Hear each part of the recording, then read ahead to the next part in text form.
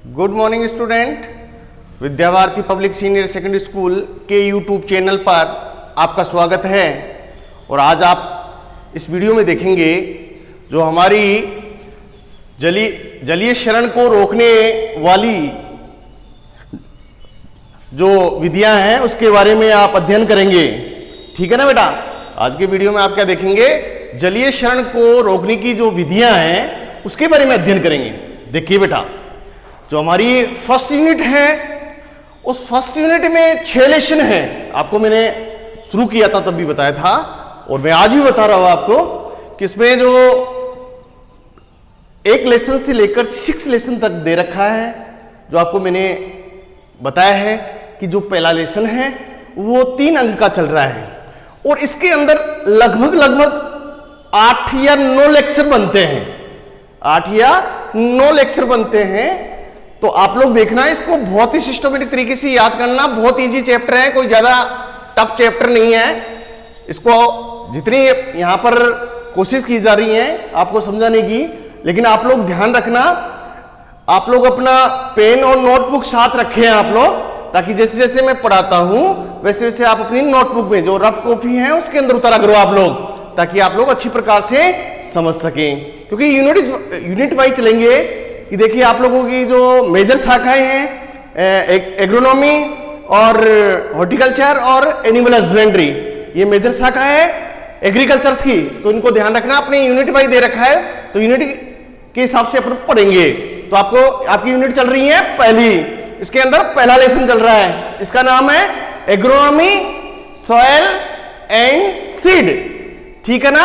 हम जिस प्रकार से ये जो मृदा उर्वरता है, एक बार देखना, इस लेसन के अंदर हम एग्रोनॉमी की परिभाषा देखा है। इसके बाद में हम इंपोर्टेंस एंड स्कोप देखा। स्कोप देखने के बाद में हमने क्या किया, मृदा उर्वरता एवं उत्पादकता के बारे में अध्ययन किया है।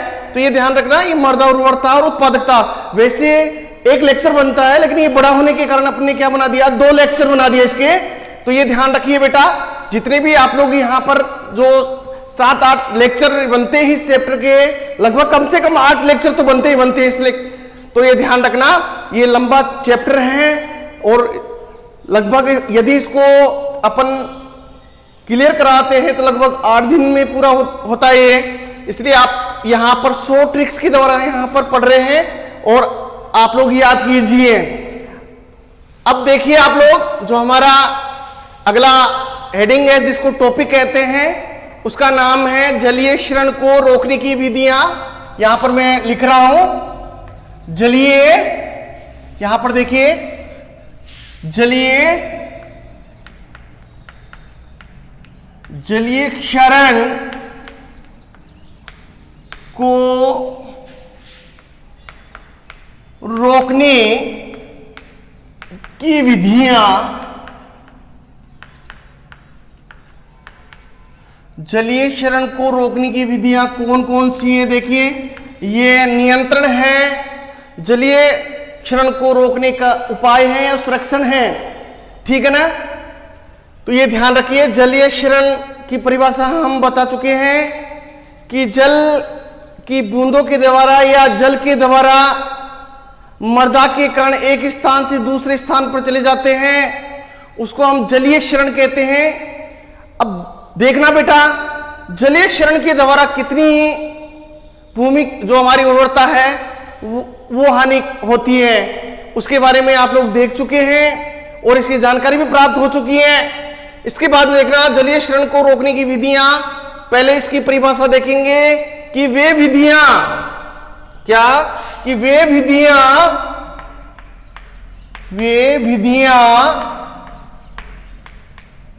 जो भूक्षरण तथा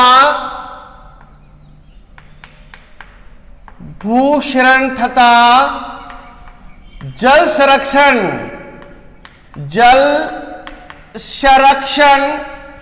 के लिए अपनाई जाती है, उन्हें जलीय क्षरण की विधियां या जलीय क्षरण को रोकने वाली विधियां कहते हैं, तथा जल संरक्षण के लिए अपनाई जाती है, तथा जल संरक्षण के लिए, इसको पूरा लिखना,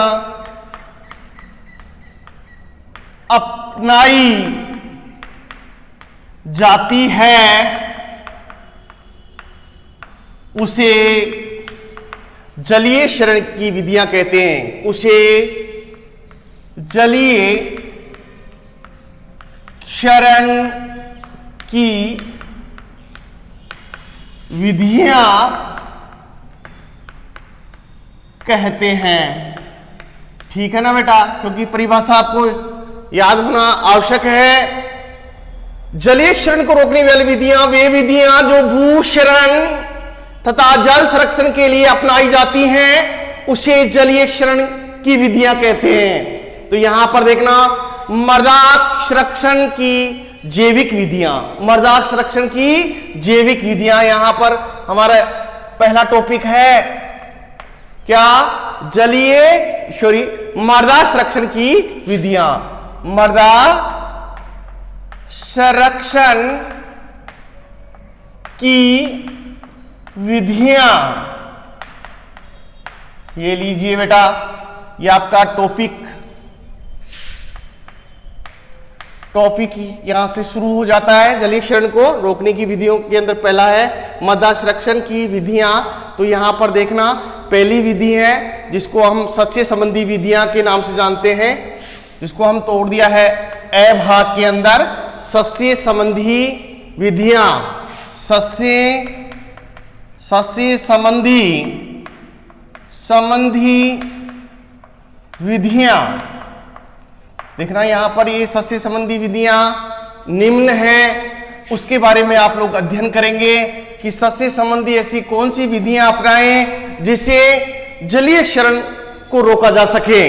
ठीक है ना बेटा, क्योंकि ये बिंदु वाइज, ये यदि आपको पॉइंट याद है तो आप लोग इस प्रश्न को आसानी से हल कर लेते हैं। यदि आप लोग बिंदु आपके दिमाग से निकल जाता है बेटा तो आप लोग इस प्रश्न को हल नहीं कर पाते और आपका नंबर चले जाते हैं। और यही कारण है बच्चे इसमें से 100 में 100 लाने में परेशानी करते हैं। तो ये ध्यान रखना, टॉपिक्स भाई अगर चल रहा है स्टूडेंट तो वो अच्छे नंबर लाता है।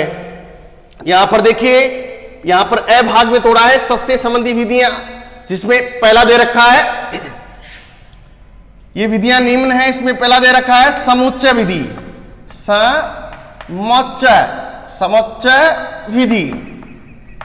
देखिए बेटा, समुच्चय विधि जिसको आप कह सकते हैं कंटूर खेती। यहां पर ये देखिए समुच्चय खेती भी लिख सकते हैं आप, समुच्चय खेती। देखिए बेटा, जहां पहाड़ी क्षेत्र होते हैं तो ढल के अनुसार वहां पर क्या बना लिया जाता है, ट्रेस बना लिया जाता है, कंटूर बना लिया जाता है। कंटूर बनाने पर क्या है कि वो पानी वहां से रुक रुक कर आगे बढ़ता है, जिससे मृदा का कटाव नहीं होता है और हमारी भूमि जो उपजाऊ होती है वो बहने से बच जाती है।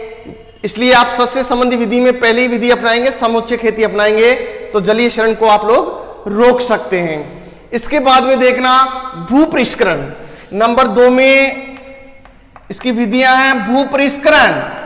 भूपरिष्करण देखना बेटा, भूपरिष्करण का अर्थ होता है भूमि की गहरी जुताई करके। जैसे आप लोग कटाई है, जुताई है, खरपतवार उखाड़ना है, ये आदि क्रियाएं क्या किसमें आती हैं, भूपरिष्करण के अंतर्गत आती हैं।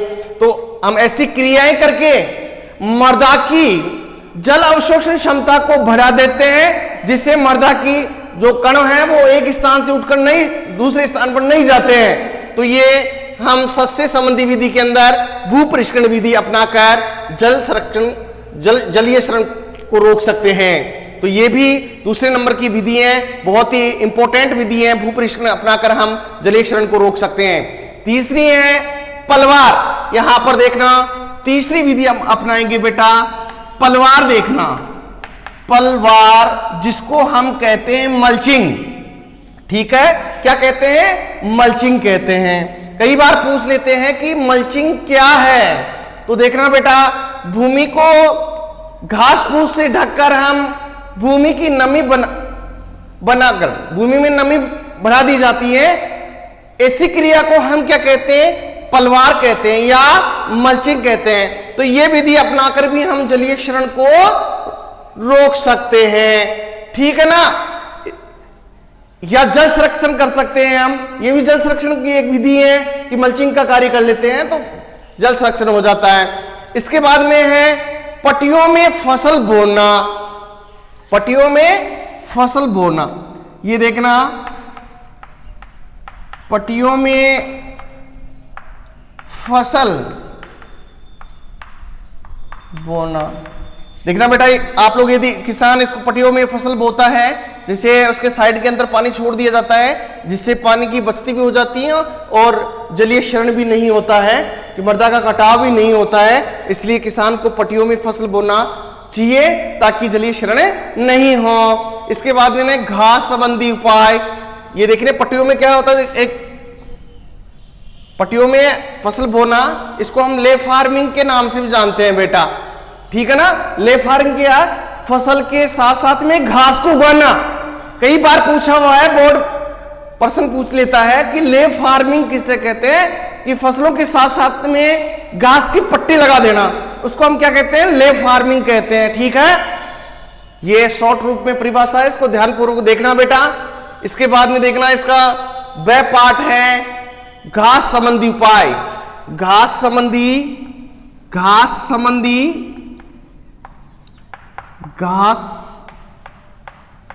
संबंधी उपाय, ये देखिए बेटा, घास संबंधी उपाय क्या करेंगे,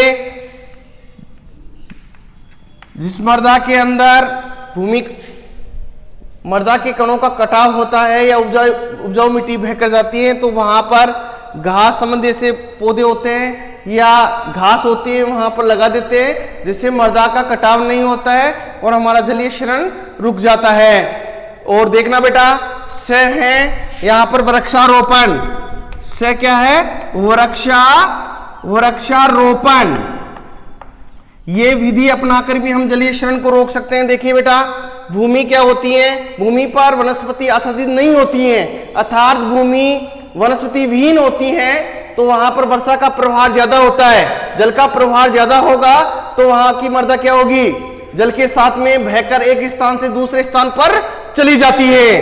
तो इसलिए मृदा पर वृक्षारोपण करना भी अति आवश्यक है। इसके बाद में देखना बेटा, हमारा दूसरा हेडिंग है, दूसरा टॉपिक है मृदा संरक्षण की यांत्रिक विधियां। यहां पर दूसरा टॉपिक क्या है, तो दूसरा टॉपिक देखना, ये देखिए सेकंड टॉपिक है, इसके अंदर इसी का ही पार्ट है। ये जलीय क्षरण को रोकने की जो मृदा संरक्षण की विधियां थी, पहली सस्य संबंधी विधियां, और दूसरी है क्या, मृदा संरक्षण की यांत्रिक विधियां। मृदा संरक्षण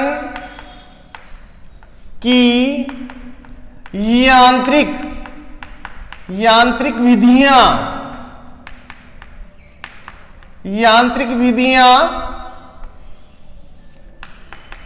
मृदा संरक्षण की यांत्रिक विधियों में देखना, पहला यहां पर दे रखा है निम्नलिखित विधियां हैं यांत्रिक विधियां।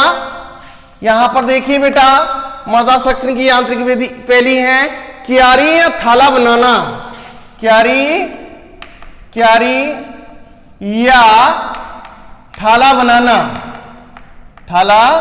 बनाना, ये विधि अपनाता है, यांत्रिक विधि अपनाता है तो जलीय क्षरण रुक जाता है। देखिए बेटा, जो बेसिन लिस्टर है वो इस यंत्र के द्वारा हम थाला बना लिया जाता है। जेट के अंदर पूछ लेता है कि थाला किससे बनाया जाता है, बेसिन लिस्टर के द्वारा ये थाला बना लेते हैं, जिसको बोलते हैं आप लोग खड़ा, जिसको अपने हिंदी आप लोग जिस प्रकार से हमारी आम भाषा में किसान बोलता है, खड़ा बनाकर पौधे को पानी देना, जिससे क्या कि पौधे को आसानी से पानी लग जाता है और पानी बहता नहीं है और मृदा का कटाव नहीं होता है। और या फिर हम क्या कर लेते हैं, क्यारी बना लेते हैं, लंबी लंबी क्यारी बना लेते हैं। जैसे हम भूमि को अधिक मात्रा में जल एकत्रित करना होता है तो हम लंबी क्यारियां बना देते हैं, जिससे जल क्षरण नहीं होता है। तो ये विधि अपनाकर, यांत्रिक विधि अपनाकर हम जलीय क्षरण को रोक सकते हैं। इसके बाद देखना, अधोभूमि की गहरी जुताई। अधोभूमि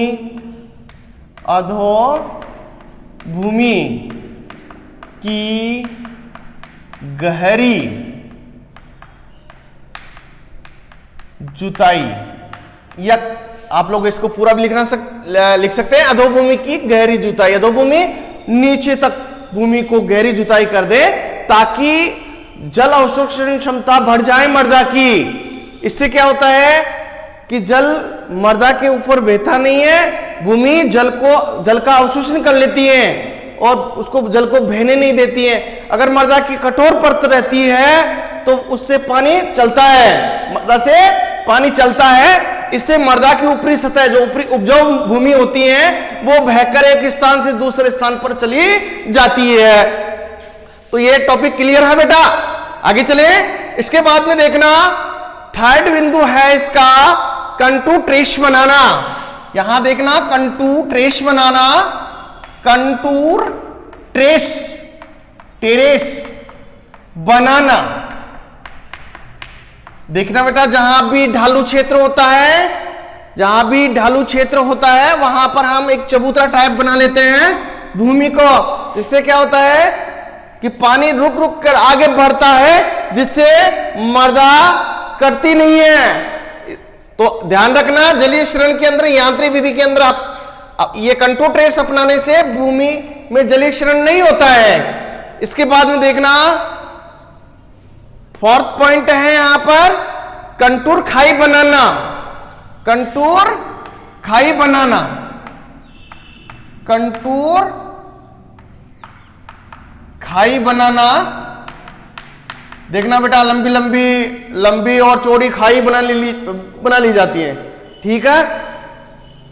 उसमें क्या करते हैं, फिर पेड़ पौधे लगा देते हैं, जिससे क्या होता है जो बहता हुआ जल है वो इसके लिए उपयोग में आ जाता है और वो एक स्थान से दूसरे स्थान पर मिट्टी को वहा कर नहीं ले जाता है। तो ये भी एक इंपॉर्टेंट विधि है जिसको हम कहते हैं कंटूर खाई बनाना। कंटूर खाई बनाकर भी हम जलीय शरण को रोक सकते हैं, ठीक है। इसके बाद में देखना बेटा वायु द्वारा क्षरण, अगला टॉपिक है वायु द्वारा क्षरण। जलीय क्षरण कंप्लीट होता है, यह आपका जो टॉपिक था वो यहां क्लियर है। इसके बाद में हमारा जो इसका लेक्चर है, टॉपिक है, वो है वायु द्वारा क्षरण, वायु द्वारा क्षरण, वायु द्वारा क्षरण। इसकी परिभाषा देख लीजिए, जैसे जलीय क्षरण की परिभाषा दे रखी है। हम परिभाषा के आगे जल लगा रखा था, क्योंकि यहां पर क्षरण किसके द्वारा था, जल के द्वारा हो रहा था। यहां किसके द्वारा होता है, वायु के द्वारा। तो यहां पर एक प्रश्न बन रहा है जेट के लिए, बेटा ध्यान रखिए आप कि हमारे राजस्थान में सबसे ज्यादा क्षरण, मर्दा का क्षरण किसके द्वारा होता है। तो ये ध्यान रखना, हमारे राजस्थान में सबसे ज्यादा क्षरण वायु के द्वारा होता है, ये ध्यान रखिए आप लोग।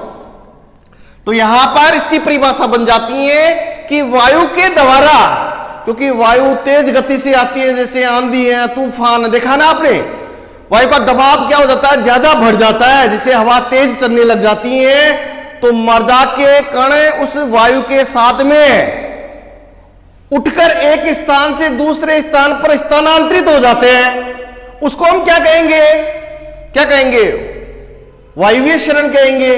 क्या कहेंगे, वायुवीय क्षरण कहेंगे।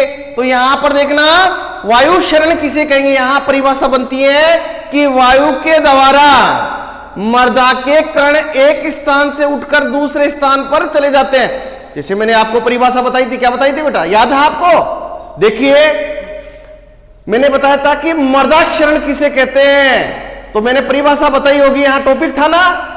तो देखना मर्दा के भौतिक रूप से, या मर्दा के कण भौतिक रूप से, मर्दा के कण भौतिक रूप से अपने मूल स्थान से उठकर एक स्थान से दूसरे स्थान पर चले जाना या स्थानांतरित हो जाना क्या कहलाता है, मर्दा क्षरण कहलाता है। बहुत शॉर्ट परिभाषा थी। तो देखना बेटा यहां पर वायु द्वारा क्षरण बता रखा है यहां, तो यहां पर मैंने आपको परिभाषा क्लियर कर दी है कि वायु द्वारा मर्दा के कण एक स्थान से दूसरे स्थान पर चले जाते। देखना बेटा वायु का इतना दबाव हो जाता है कि देखना इसके प्रकार अभी मैं बताऊंगा, वायु क्षरण के प्रकार कौन कौन से हैं, उसमें आपको स्पष्ट रूप से समझ में आ जाएगा। तो देखिए बेटा यहां पर वायु द्वारा क्षरण चल रहा है, तो इसकी परिभाषा यदि आपसे पूछ लेता है तो आपको बताना है। ऐसे नहीं कि शब्द को छोड़ दें, क्या कि वायु द्वारा मर्दा के कण एक स्थान से दूसरे स्थान पर स्थानांतरित हो जाना, उसको क्या कहेंगे? वायु क्षरण। तो ये हमारे राजस्थान में सबसे ज्यादा मर्दा के लिए हानिकारक क्या है? कौन सा क्षरण है? वायु क्षरण है। ये ध्यान रखिए आप लोग। तो यहां पर इसकी परिभाषा क्लियर है। इसके बाद में देखना वायु क्षरण के प्रकार, वायु क्षरण के प्रकार इसके प्रकार निम्नलिखित हैं, ध्यान रखिए।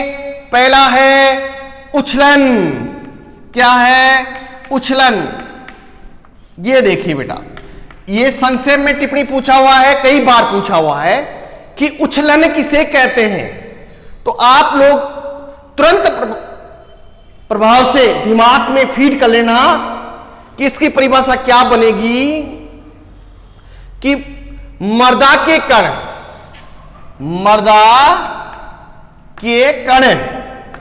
0.1 से 0.5 mm 0.1 से 0.5 mm तक होते हैं। तो क्या होता है बेटा? वो अपने स्थान पर, क्योंकि मर्दा का कण 5 mm तक है, 0.1 से 0.5 mm, तो मर्दा के कण क्या हो गया बेटा? कुछ भारी हो गया। तो भारी होने पर क्या होगा कि वो छोटे छोटे टुकड़ों में वो ऊपर नाचने लग जाता है या उछलने लग जाता है। तो हम उसको क्या कहेंगे? उछलन कहेंगे। कभी कभार देखना कि हवा चलती रहती है और जिसको आप लोग अपनी भाषा में कहते हैं भगुलिया। क्या कहते हैं? भगुलिया आ गया, ठीक है ना, कहते हैं ना बेटा। तो वो यही है, उछलन है। मर्दा के कण अपने स्थान से उठकर आगे आगे क्या करते हैं? थोड़े थोड़े छोड़ के या छोटे छोटे टुकड़ों के अंदर उछलने लग जाते हैं। उसको हम क्या कहते हैं? उछलन कहते हैं, ठीक है ना बेटा।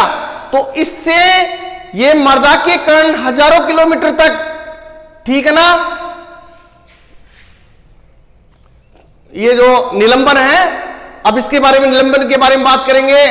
और ये उछलन है, उछलन की परिभाषा मैंने आपको बताई है कि मर्दा के कण 0.1 से 0.5 mm तक होने के कारण क्या करते हैं? ये छोटे छोटे टुकड़ों में अपने मूल स्थान पर उछलने लग जाते हैं। और इससे मर्दा भार की दृष्टि से, ध्यान रखना, कई बार प्रश्न पूछा हुआ है जेट के अंदर, मर्दा भार की दृष्टि से इस मर्दा से कितना नुकसान होता है?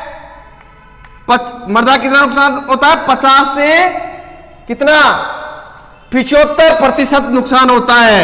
ये देखो साहब बेटा, यहां पर देखिए 50 से 75% मर्दा भार की दृष्टि से नुकसान हो जाती है, हानिकारक है, बहुत ज्यादा वायु क्षरण होता है। इसके बाद में नंबर 2 देखना, निलंबन। निलंबन देखना, इस मर्दा के कण 0.5 mm तक होते हैं।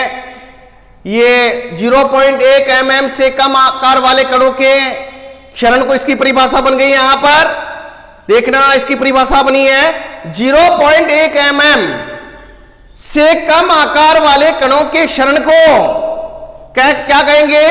निलंबन कहेंगे। क्योंकि इस मर्दा के कण बहुत ही महीन होते हैं, हवा के साथ में ये कण उठकर और वायुमंडल में लटके रहते हैं, जिसको आप कहते हैं आकाशीय आंधी। क्या कहते हैं? आकाशीय आंधी। कभी कभार देखना हमारा मौसम क्या हो जाता है कि धुंधला हो जाता है, उसके अंदर क्या होता है? क्या होता है? ये मर्दा के कण लटके रहते हैं, क्योंकि हवा का इतना वेग हो जाता है कि वायुमंडल तक छा जाता है और वायुमंडल क्या हो जाता है? प्रदूषित हो जाता है। देखा होगा आपने ऐसा, जिसको आप लोग कहते हैं कि अब की बार तो आकाशीय आंधी आ गई है, कहते ना। तो ये ध्यान रखना, वो निलंबन कण है जो वायुमंडल के अंदर लटके हुए रहते हैं, ठीक है। इस मर्दा भार की दृष्टि से इससे कितना नुकसान होता है? 3 से 5% नुकसान होता है। 3 से 5% तक नुकसान होता है। जो हमारा जो उपजाऊ मिट्टी होती है ना, वो 3 से 5% नष्ट हो जाती है इस निलंबन के द्वारा। इसकी परिभाषा एक बार और देख लीजिए बेटा। 0.1 mm से कम आकार वाले कणों के क्षरण को हम क्या कहते हैं? निलंबन कहते हैं। ठीक है ना। ये कण ध्यान रखिए, इस मृदा के कण हजारों किलोमीटर तक चले जाते हैं क्योंकि बहुत हल्के होते हैं और वायु के साथ में उठकर हजारों किलोमीटर तक चली जाती हैं। तो ये ध्यान रखिए, इसको हम निलंबन कहेंगे। इसके बाद में आता है सतह सर्पण। तीसरा है सतह सर्पण। देखिए, ये देखिए बेटा, थर्ड इसके प्रकार है। तीसरा सतह सर्पण। सतह सर्पण, ये देखना बेटा, सतह सर्पण। सतह सर्पण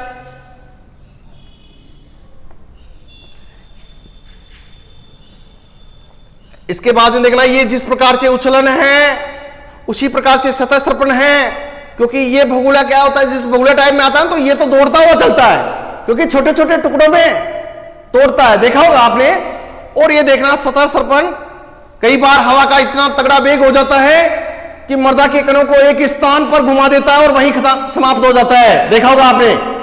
ठीक है ना। तो कभी कभार अपने जैसे क्या सोचते हैं कि इसमें कोई भूत प्रेत था, ऐसी आत्मा थी जो इसी जगह खत्म हो गया, तो मीन्स इधर से मत जाना, ये अपने दिमाग में आ जाता है ना बेटा। तो ये ध्यान रखिए, वो सतह सर्पणी है। तो यहां पर मैं इसकी परिभाषा बता रहा हूं। मृदा कण जिनका व्यास, मृदा कण जिनका व्यास 0.5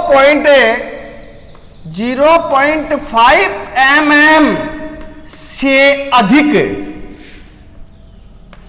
अधिक होता है। कितने से? 0.5 mm से अधिक होता है, जो क्या करता है? जो वायु की गति के साथ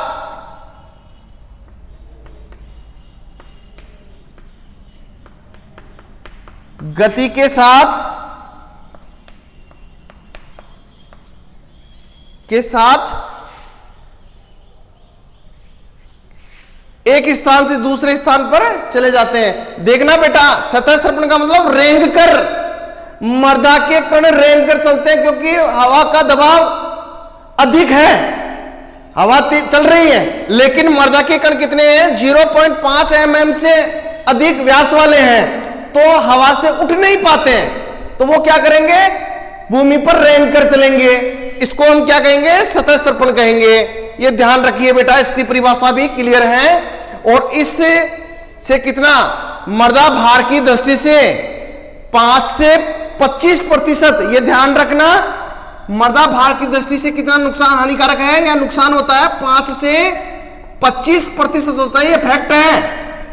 तो ये देखिए बेटा, वायु क्षरण के प्रकार हैं। यहां पर ये थर्ड टॉपिक क्लियर है। आगे अपन देखते हैं वायु द्वारा मृदा क्षरण को प्रभावित करने वाले कारक कौन कौन से हैं। Very very most important topic है। तो आप लोग देखिए, यहां पर वायु के प्रकार एक बार और देख लीजिए आप लोग। यहां पर फर्स्ट टॉपिक था किसका? जलीय क्षरण को रोकने की विधियों में मृदा संरक्षण की विधियां हैं। यहां पर पहला टॉपिक था किसका? जलीय क्षरण का। यहां पर इसको मैंने भाग में तोड़ दिया है, ए में तोड़ा है। सस्य संबंधी विधि पहला यहां पर दिया है, समुच्चय खेदी, जिसको कंटूर विधि के नाम से भी जानते हैं। दूसरा है भूपरिष्करण, इसकी परिभाषा मैंने बता दी है। पलवार का अर्थ यहां पर मल्चिंग होता है। यहां फोर्थ विधि है पट्टियों में फसल बोना। ब पाठ है, घास संबंधी उपाय करके भी हम जलीय क्षरण को रोक सकते हैं। तीसरा है वृक्षारोपण करके भी जलीय क्षरण को रोका जा सकता है। यहां पर इसी का सेकंड टॉपिक है मृदा संरक्षण की यांत्रिक विधियां, जिसके अंदर है क्यारी या थाला बनाना।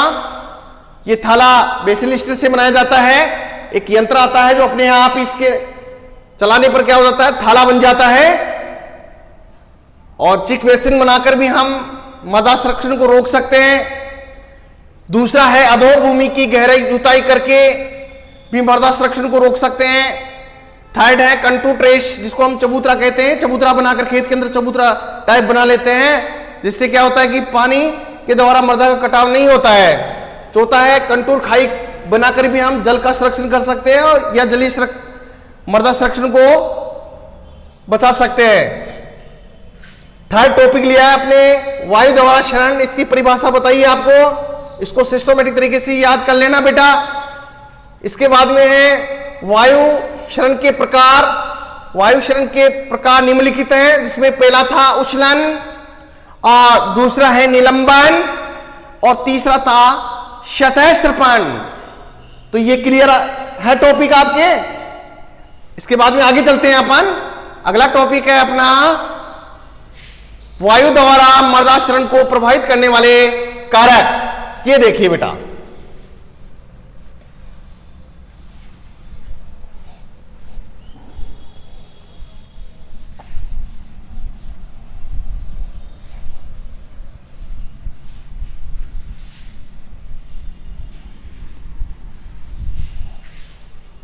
देखिए बेटा, वायु द्वारा मृदा क्षरण को, अगला टॉपिक है अपना,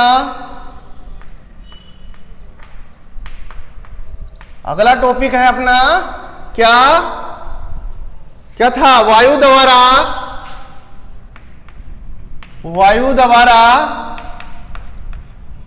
मृदा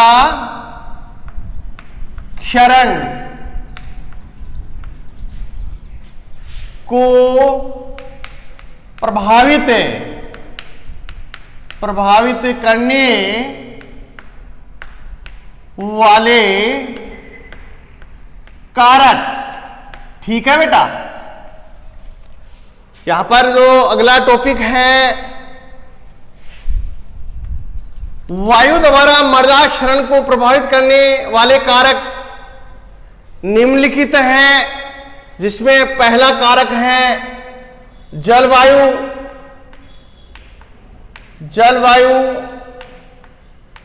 इसके बाद में देखना दूसरा कारक है मृदा, और तीसरा कारक है वनस्पति।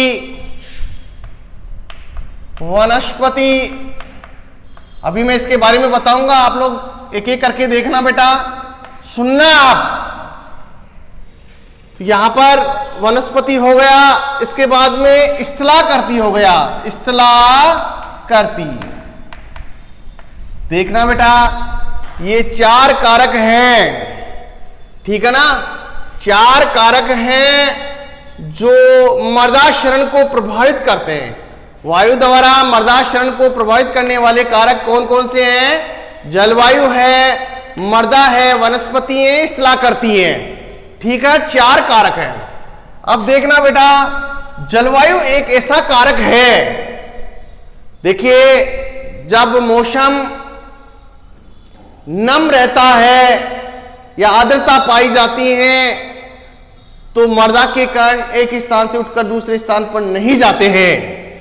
जैसे गर्मी सर्दी, गर्मी के अंदर जब मौसम क्या हो जाता है, शुष्क हो जाता है, गर्म रहता है, तो मृदा में इनके कणों में नमी नहीं रह पाती है, जिससे वायु द्वारा मृदा के कण एक स्थान से उठकर दूसरे स्थान पर चले जाते हैं। तो ये ध्यान रखना बेटा, जलवायु प्रमुख कारक है किसमें? मृदा क्षरण को प्रभावित करने में। ये ध्यान रखिए। इसके बाद में देखना बेटा, मृदा, यदि भूमि के अंदर किसान लगातार कंपोस्ट या मैन्योर नहीं डालता है तो वो भूमि क्या हो जाती है? बंजर हो जाती है।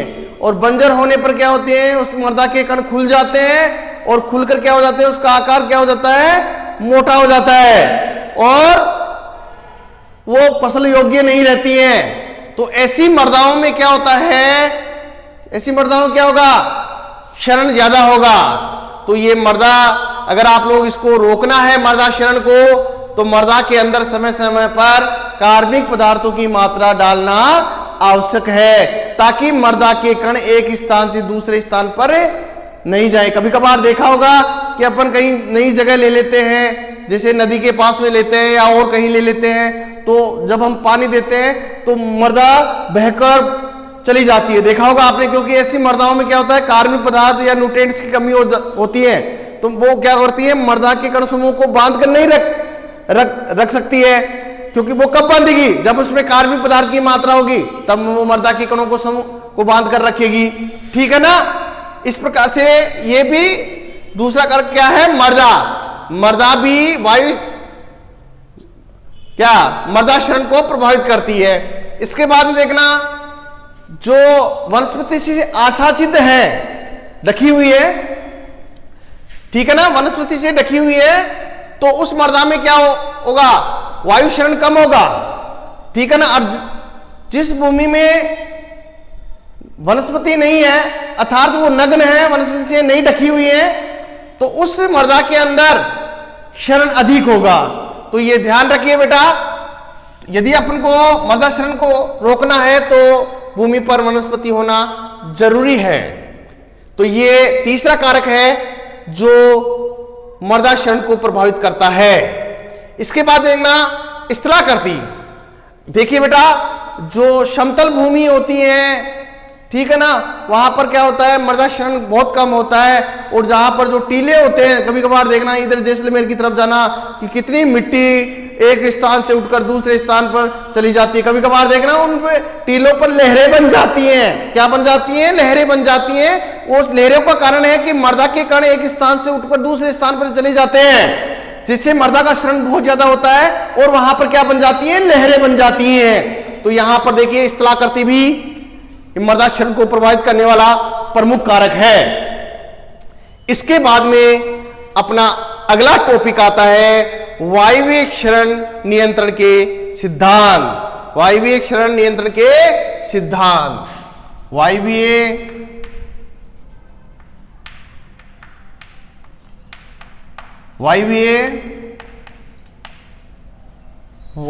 है ना, वायवीय का मतलब वायु द्वारा। वायवीय क्षरण नियंत्रण के सिद्धांत। देखना बेटा, मैंने आपको कई बार बताया है कि जहां प्रिंसिपल नहीं है तो मीन्स वहां का सिस्टम खराब है। देखना, यहां पर मर्दा क्षरण को प्रभावित करने वाले कारक के तुरंत बाद यहां पर टॉपिक दिया है वायवीय क्षरण नियंत्रण के सिद्धांत। देखिए, यदि सिद्धांत होते हैं या प्रिंसिपल होते हैं तो वो निश्चित रूप से क्या होता है, वहां उपाय हो जाता है। जैसे अपने विद्यालय के देख लीजिए, यहां पर प्रिंसिपल नहीं है तो मैनेजमेंट नहीं रहेगा।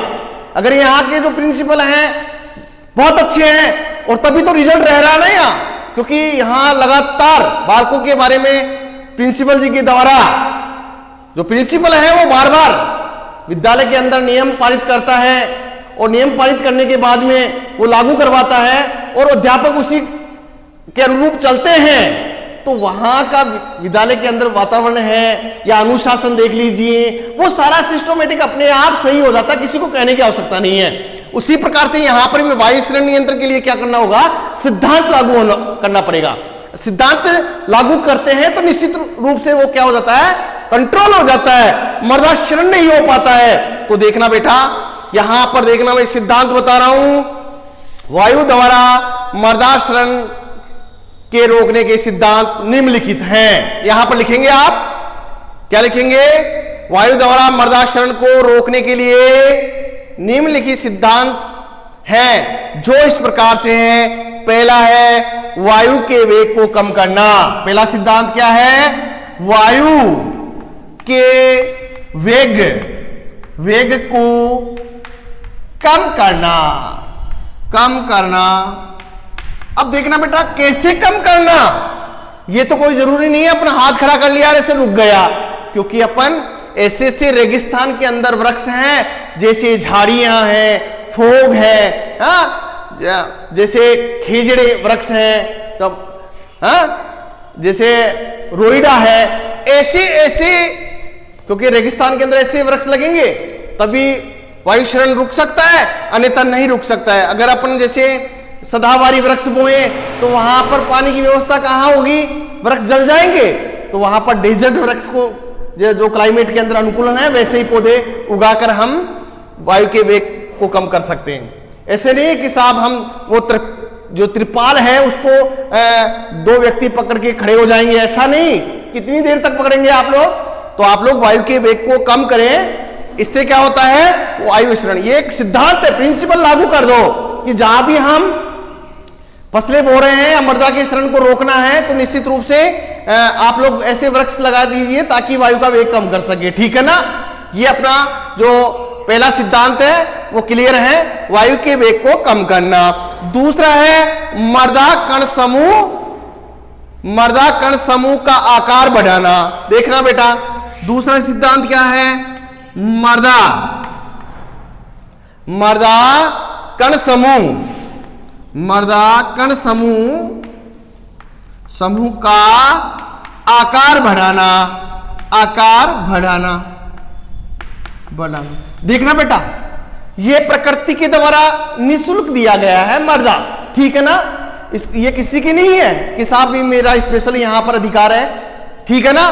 तो ये देखना मृदा कण समूह का आकार कैसे बढ़ाएंगे, कोई मशीन तो है नहीं जो आप लोग उसके दाने निकाल के मिट्टी में छोड़ देंगे, ठीक है ना।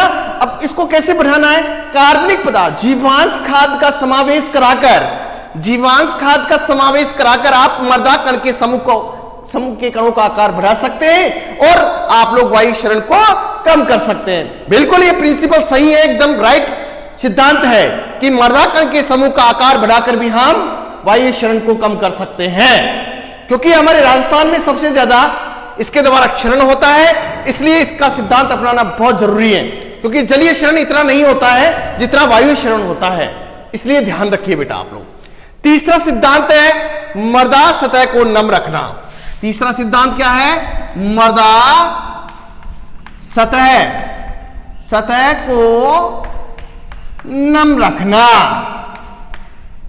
देखना बेटा इतनी मृदा है जिसका क्षेत्र हेक्टेयरों में होता है, तो हम इतना तो नम कर नहीं सकते हैं। कभी कभार देखते हैं अपने घरों के अंदर क्या होता है, आंधियां चलती रहती हैं, हवा चलती रहती है, तेज हवा, तो हम घरों के अंदर क्या कर लेते हैं, हमारे आसपास के क्षेत्रों को क्या कर लेते हैं, मिट्टी को क्या करते हैं, नम कर लेते हैं, ताकि वो मिट्टी उठ नहीं पाती है, मृदा के कण उठ नहीं पाते हैं, वो वहां है वहीं बैठे रहते हैं और वो एक स्थान से दूसरे स्थान पर नहीं जाते हैं, क्योंकि यदि हम मृदा को नम नहीं रखेंगे तो मृदा के कण उठकर एक स्थान से दूसरे स्थान पर चले जाते हैं। तो देखना बेटा ये 3 प्रिंसिपल हैं, यदि हम तीनों को अच्छी प्रकार से लागू कर लेते हैं तो वायु विसरण को हम नियंत्रण कर लेते हैं। जो वायु के द्वारा मृदा क्षरण होता है उसको हम आसानी से कंट्रोल कर सकते हैं। पहला है वायु के वेग को कम करके, जो वायु को वेग कम करने का तरीका मैंने बता दिया है कि बहुत सारे ऐसे विभिन्न प्रकार के पौधे हैं जो वायु वेग को कम करने में सहायता करते हैं। इसके बाद में मृदा कण समूह का आकार बढ़ाकर भी हम वायु विसरण को कम किया जा सकता है। और तीसरा है मृदा सतह को नम रखकर भी हम वायु विसरण को कम कर सकते हैं, काफी हद तक कर सकते हैं बेटा। इसके बाद में देखना हमारा जो अगला टॉपिक होगा वो है सीड। देखना बीज रह गए हैं और बीज के बारे में हम कल बात करेंगे बेटा, क्योंकि बीज मैंने कल भी बताया था और पहले भी 11वीं में बता दिया होगा आपको कि बीज क्या है। पुष्प के जो परिपक्व बीजांड होता है उसको हम क्या कहेंगे, बीज कहते हैं, या हमारे एग्रीकल्चर परिभाषा में हम कह सकते हैं बीज जड़ तना पत्ती का वह भाग है जिसके द्वारा एक स्वस्थ पौधे का निर्माण होता है। इसके बारे में हम कल चर्चा करेंगे, जो हमारा लास्ट टॉपिक होगा। वैसे यहाँ लेक्चर तो इसके अंदर 2 बनते हैं, लेकिन अपन एक लेक्चर ही बनाएंगे बीज बीज के गुण और बीज की सुषुप्तावस्था, ये दो लेक्चर बन जाते हैं, लेकिन अपने यहां इसका एक लेक्चर बनाएंगे। बहुत लंबा चैप्टर है, इसको अपने शॉर्ट कर दिया है, इसको बहुत ही अच्छी प्रकार से समझना। तो देखना बेटा, ये आज का टॉपिक मैं आशा करता हूं ये आपको समझ में आया होगा। इसके लिए आप लोग इस वीडियो को ज्यादा से ज्यादा शेयर करें ताकि लाइकों की संख्या बढ़े। तो ये ध्यान रखिए बेटा, इस वीडियो को आप लोग इस जो नए हैं तो इस चैनल को आप लोग अधिक से अधिक सब्सक्राइब करें। धन्यवाद।